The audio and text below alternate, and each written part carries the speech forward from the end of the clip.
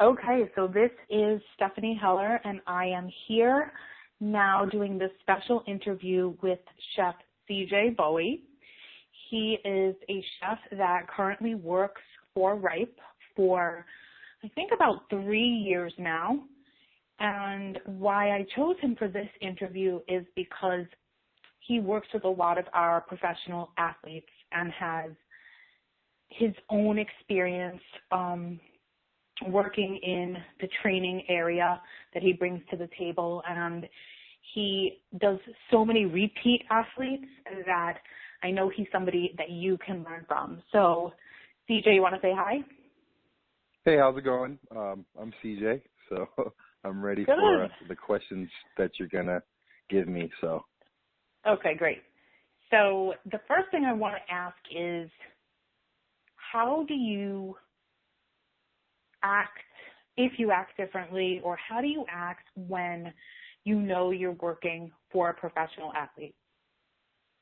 the difference between, working with a professional athlete, they rely on you to actually give them like a great, cooking service and experience, but let alone be like someone they can have a conversation with, let alone like almost not like a friend, but someone they can get escape from, playing basketball, because a lot of people that do talk to them or outside people, they usually just talk to them about basketball. But I really try to like kind of get on the intellect, ask them about their life and a whole bunch of other things of that sort, along with the food too. So that's kind of the difference between, some clients. I kind of just want to interact with them and kind of just treat them like they're like a regular person and not just some superstar, because they're always used to that kind of treatment since they've been young, that they're about to be a professional athlete. So I just kind of treat them as if, I'm just one of their friends, and just trying to deliver a great service. So, nothing's better than, delivering great food and also being kind of a good friend and someone they can trust to have them in their house when they're not there. So that's what I have to give advice of, how I act differently with some other people. So when you bring up, because I try to, obviously you're not their friend, but you are somebody in their home a lot, and exactly, you get to be around their family, and you're a part, and you hear a lot of different things. How is it for you drawing the line between, do you kind of wait to see, do you feel them out, like if they want to talk, or do you wait until they ask you a question? Like, how do you navigate in their home? Because obviously the most important thing is cooking, but right, if you're doing a fresh serve, they're in front of you and they're kind of waiting. Mm-hmm. Right. So what do? I just do a little bit of small talk. They don't like to talk, at all. They just basically just want their service. But, any type of small talk always works, and especially if it's just always about the food. You're not talking like, so like, what do you usually like to eat? Is there any preference of food that you like, to experience except for, what I'm cooking? So you just get a good grasp of how they, what type of food they like, because, they're paying you for a service, so you really want to deliver, or you probably almost want to bet, 100% with them, or if not, you really want to, be a great chef. So you want to kind of get the ins and outs of what they like and what they dislike, and you can actually do that while they're waiting for their food, and kind of just, just kind of relating with them and trying to see and just pick and choose, not pick, but like, basically just kind of pick around and get inside their mind of what they like to eat, and then a little small talk. So, but if they want to extend the conversation, they're more than welcome to, but I really don't. I just ask little small questions. They give me a short answer, and I just, leave it as is. So. Okay. So you brought up asking about food. Obviously, because you're working, with Ripe, we give you like a lot of information or a questionnaire about them before, or you talk to the assistant or a wife and you get more information. Tell me what you're looking to uncover while you're actually talking to them about the food? Because I'm sure you learn a lot more. Yeah. Basically, what I'm trying to uncover with them is basically what they like to eat on a day-to-day basis. Because the person that knows them the most is their wife or them themselves or their assistant. So, and also they always want to try to cook healthy also. So anything, the way I look at it is there's always a healthy option at every meal. There's a lot of substitutes out there too, with a lot of gluten-free everything. If you go to a grocery store, you can find gluten-free everything with almond milk. That could be a perfect substitute for cream. And I kind of just get in the healthy basis and try to pick out their brain of what they like to eat and try to be more on the healthy aspect of it, because that's the kind of service, Right Biz is trying to be a little bit health-based while we cook for people and the athletes. So that's why a lot of people actually choose working with Right, because we kind of stand out the box with being known as doing kind of a little bit of healthy cooking, but kind of having that same good flavor from not being putting all the bad stuff in it. But just basically picking out the brain from people that they're close to, and that kind of helps me out and just kind of dissect of what I'm going to make that day or for the week. Okay, great. So what about feedback? Because we talked about this the other night. Some clients will give you absolutely no feedback at all, ever. Right. And then some clients will be, very particular and very specific. So tell me how you deal with both, with the clients that don't give feedback and then the clients that give you extra, or maybe not like aggressive, but like, a lot of feedback. Yeah. With the feedback, that's probably one of the most challenging things for me, because sometimes they don't talk about it, and then, they might not eat a lot of it, and you're just like, all right, there's something wrong with the food. Or sometimes they eat everything, and then they don't say, oh man, everything was great, yada yada yada. So I kind of judge it just by if we're eating the meals. If it's one time they don't eat something, then I kind of just just probably they probably weren't hungry or anything of that sort. But if it becomes a consistent task, you just see they're not eating at it or they're looking around, you can just even tell by body language, And if you can tell by the body language, they're picking around, or you don't feel like, when you eat a good meal, you can just see the look on someone's face of just wow, they really like it. And so that's saying if if they're not really saying anything.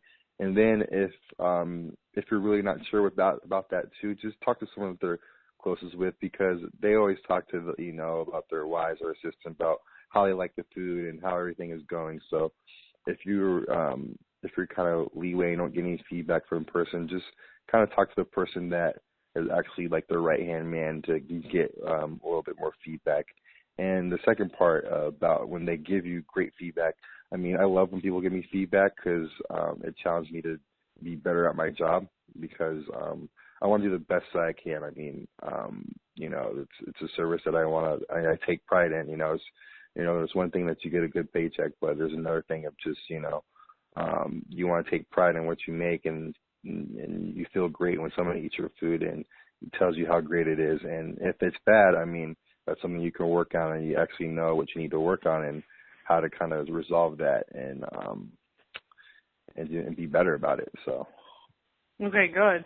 One of the things, that we love about you is you take feedback so well. And when we interview and hire chefs, if you can't take feedback well, you're not going to last in this position. So what would you say to chefs maybe starting out with athletes or high-end clients, and they're not used to, because sometimes it could get very nitpicky and you walk in and the entire menu changes, or you walk in and you need to go food shopping again.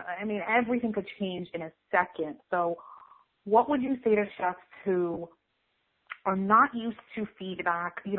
How do you think a good way to start from it is? That's a really good question. I'll just probably, like I said before, because, with the feedback, you just really have to really analyze they're that person, they're kind of right hand man with the whole aspect of it, and also with things with you, and even if they don't like something. So that's another challenge I want to state too, is you have to be prepared with anything they throw at you. That's what's kind of crazy about working with high-end clients, because they expect you to make anything and everything, and in a short period of time, and they expect you to have everything. So you need to be really focused and kind of do stuff on the fly, even if it's kind of something that's like out of your realm or you didn't expect it.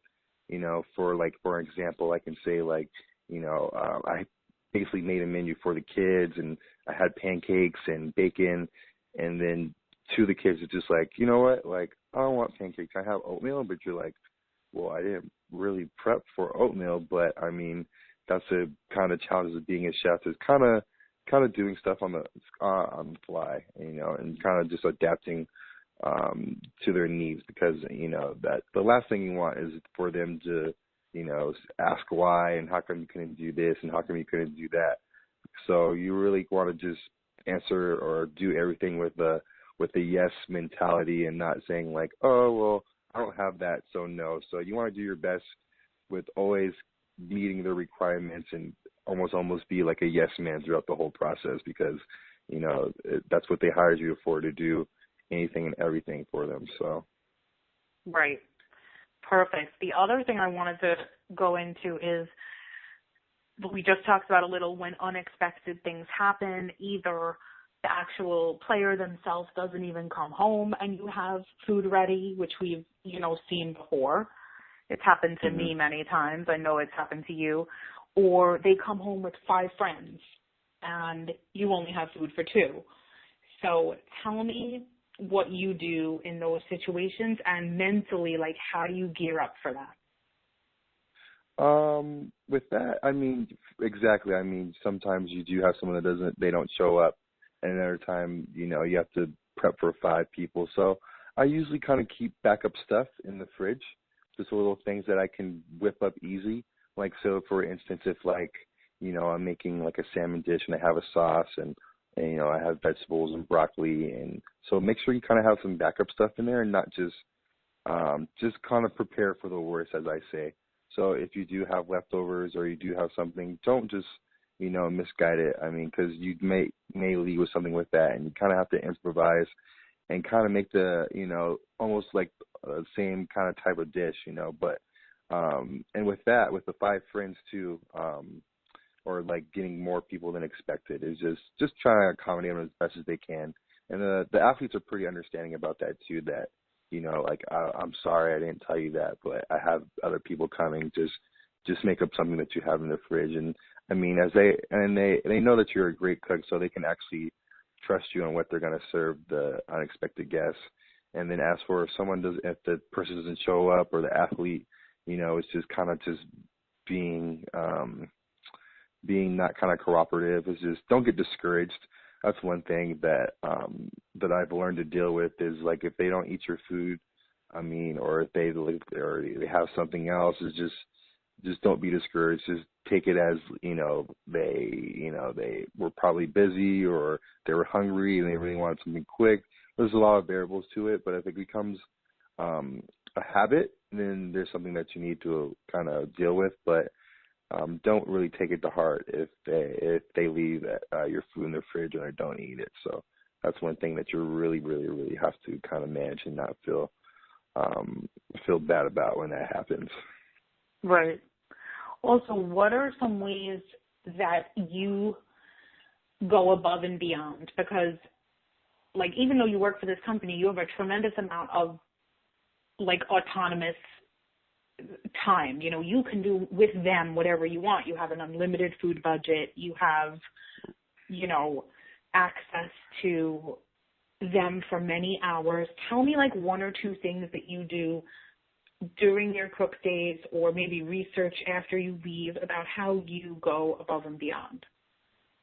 I go basically, I can say that going above and beyond is actually doing stuff on the fly, or making different meals that people like. For instance, there's a family that I cook for, and some kids just want oatmeal, some kids just want pancakes, another person wants waffles, one person. So you really want to accommodate them and be above and beyond, and kind of be diverse in what you can do, and because you're not being you're not being above and beyond if you're not being flexible on what you can do. I mean, what makes you a great chef and a great private chef is being flexible. So being flexible kind of makes you go above and beyond, and catering people's needs of what they can and can't eat, and doing the small things of just packing stuff to go if they're going to go, and just make sure you package, make sure they have waters. So basically, the thing that you're trying to get is you really don't want them kind of even like lifting a finger. You don't want them packing other stuff or doing other things or grabbing other things. You just basically want them just to get the food right there and just grab and go. So that makes them the most happy, and kind of being above and beyond is doing the stuff that you can do without them even telling you or asking. So that kind of makes you great at what you do, is just being above and beyond and doing things that that aren't asked for you, because they really appreciate that. So, and you get to kind of know their pattern, their routine once you start working with them. So, but yeah, with having them not even lifting a finger kind of makes them really, really appreciate you. Great. Have you ever been nervous when you first started, like your first 1 or 2 cook days with a new athlete or client? And if you are nervous, how do you get over it? Being nervous, of course you're going to be nervous in any type of client, especially if it's a high-end client, because, you're cooking, they're paying great money for you. And so you really want to be on your P's and Q's. For me to kind of get over my nervousness is to get there earlier than what you expect to get there at, if you can ask. Because what gets people nervous or kind of scared is they start to rush things and they get behind schedule. So make sure that when you're with a new client that you can even try to do prep at home or do stuff to get you ahead of the game, because for me, anytime I get nervous or flustered is when I'm always in a time crunch. I know I can deliver the food. I know I can make a good product, but when you're on a time crunch, that's what kind of makes you a little bit nervous. As a show, you can watch Chopped, when the time's winding down, that's when everyone starts flustering and getting nervous. So just make sure you try to make it as easy as possible for you once you start working with them, because you want to just, make sure everything is good to go. And so you want to just kind of prep out everything, make sure when you get there that you want to kind of do stuff that's very minimal, kind of do things that are very time consuming. So that's why I try to get off of being nervous, is just make sure I'm super prepared and get there earlier than what I'm scheduled to, because that's the last thing you want to do is be late with something, because they do have a spot on schedule. So just make sure you plan ahead and that you're prepared even before you go there. So that's kind of gets me away from my nerves. Okay, good. And I talk about in the training a little bit, when you first bring on an athlete especially, it can be very time consuming and you have to be very flexible. I know you sometimes have gone in the morning, you leave, you go do another job, you come back in the evening, it's literally craziness in the beginning. How Right. do you, and then it evens out, or you understand the schedule more, or they get clearer with you on the schedule. How do you ride out those beginning parts so you're not okay, I don't want to do this anymore? That's a really good question. For me, I just do it just the love of cooking, Yeah, there's gonna be, it's just the nature of the beast, as I say. I mean, there's gonna be times that you are busy, but kind of take joy out of it, If you like what you're doing, yeah, it's gonna be stressful And yeah, it's gonna be something that that you dread going to every morning. But once you accomplish that, that should make you feel very, very feel good about yourself. Feel very accomplished that you've done this task, and that and then it's something down the road. You guys will just think about it just like a great resume experience or anything of that sort, because there's things that there's a lot of stuff that we don't want to do things in life, but I just wanted to preach to you that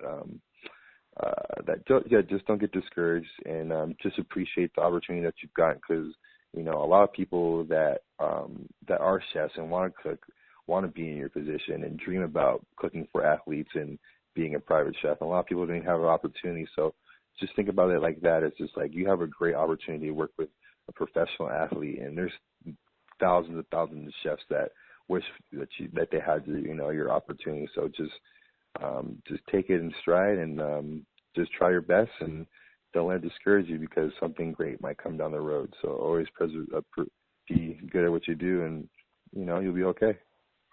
Good. We also talk about how it can also stop out of nowhere virtually, right, where, they're literally traded 48 hours later, or, their wife and their family are coming in from another state and they're bringing their chef with them. So just like you said, appreciate it when it's there. So right. Last two questions. Tell me one story where you thought you completely bombed it, but you wound up saving it, like a bad to good story. Okay. And then I'll tell you after. Okay, so do that one first. Oh, so a bad to good story. I'm trying, and this is with a professional athlete? Yeah, ideally, it could be, you even told me I'm sure you have a ton, so I'll let you decide. Right. That's a good, bad to good. Actually, not too long ago, I was working with Ripe, and I actually got in a car accident, and I ended up being late to a dinner party.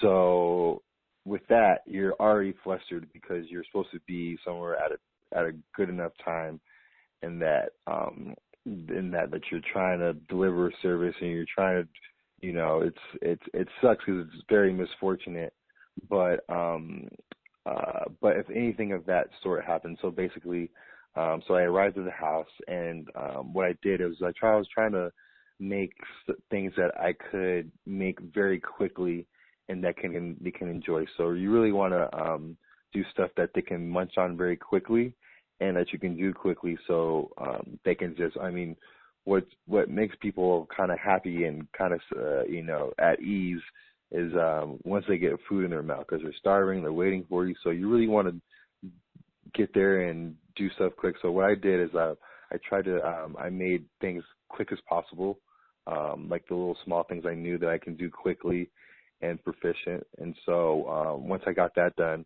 they were kind of a little bit more relaxed. And then as time progressed, I started doing things, that I could do, that I can, have a schedule for, and things of such. And actually everything worked out fine after that. So that was kind of something that I was super stressed out about, because they expect you to do a service, and if you're late or something happens and you feel like you're letting them down, so basically just try to do stuff that if an occasion happens that you're late or something happens, is try to make it the most out of it and tell them that you're sincerely sorry, and that try to make something that is very quick. And even if you have to substitute something or kind of tweak out the menu for things to come out a little bit quicker, try that, because the last thing you want is for them to even wait even longer because of your process. So that's one story where I was just like, oh my goodness, but it actually ended up working fine. Everything was great. Okay, good. And for the last thing, tell me a good story where you were either the most proud of yourself or the most surprised by yourself with a professional athlete, And like for me, an example would be like the first time that I was at a basketball player's house waiting for him to come home from the game, and I was actually watching the game on TV, and I couldn't believe that like that same person was just going to come home and eat the food that I was going to cook. So do you Right. have any moments like that, or when were you most proud? That is a good question. What makes me proud when I cook for an athlete is when like one of like their relatives or their parents come through. And so, the one key to kind of like a player's heart is like their family. They always love their family because their family always has their back. They're always there with them. And what makes me feel good with cooking for an athlete is when their family comes through and they'll be like, hey man, like you are really great at what you do. Like I'm so happy that so-and-so has you and that you're doing a great job for them. And so it makes them, and listening to the parents say that about you and that athlete hears that, they'd be like, wow, like I really have somebody good and I should appreciate him because my mom sees or my dad sees that, he's a really good dude and that, like I should take care of him. So with that, I always say, the outside sources or the family members tell you that you're doing a good job. That's when I feel like, wow, like I'm actually doing a really good job when, the person that gave them birth is talking about how great you are. So that's what kind of makes me a little bit like, awesome. That's pretty cool. So that's what I kind of was pretty happy about. Great. What a perfect ending, perfect story. So I want to thank you so much. I think just having another person's perspective on what you do almost every day is important. And you do such a great job at it, so we all appreciate that. And any last, like, quick tips or maybe, like, top thing that you would say to somebody who is saying to themselves, oh, they'll never hire me, or they're not going to pay me $300 a day to cook for them, or why would that athlete really call me back? Right. Little tidbits about that. I just want to say, just basically with that is, they're an athlete. I mean, they want a service. They want to eat healthy. I mean, and so they have, their salary is it's very large. So they can just go eat out every day, but they really choose to be healthy and for you to actually accommodate them with a very good service. And also another thing is don't let the outside things hurt you or kind of affect you. There's many a times where I've been in crosshair situations, like if they're having a very bad day or they had a bad day at practice and, they might not eat your food or not I'm say like take it out on you, but they may be kind of very uncomfortable. So with that, just take it with a grain of salt. Just this one day. So with that, just be aware that you are living in their house and that things may arise, and so there might be challenges or things that you probably won't be comfortable seeing or anything of that. But just remember that you're doing a service and you're just cooking them food. So don't try to be in the outside source of them. And also just appreciate just working for them and try your best and accommodate them, because you never know that word of mouth, for a private chef is the number one key. Once you get that big client, they talk about you, and then that's where you get more and more other clients. So but yeah, that's basically it. Great. Thank you so much. I know this will be helpful, and I appreciate it. Yeah, no worries. It's always kind of good just giving people's my side of things, and everyone loves advice, and it's something that you just come in not knowing it, so it's kind of good just kind of hearing it from someone, and that you can take that with you at any time. Any experience that you have with cooking, or even cooking with just a regular client that's not a professional athlete, but just make sure you kind of help them out or be a good client. Okay, perfect. Okay, hang All on right. 1 second.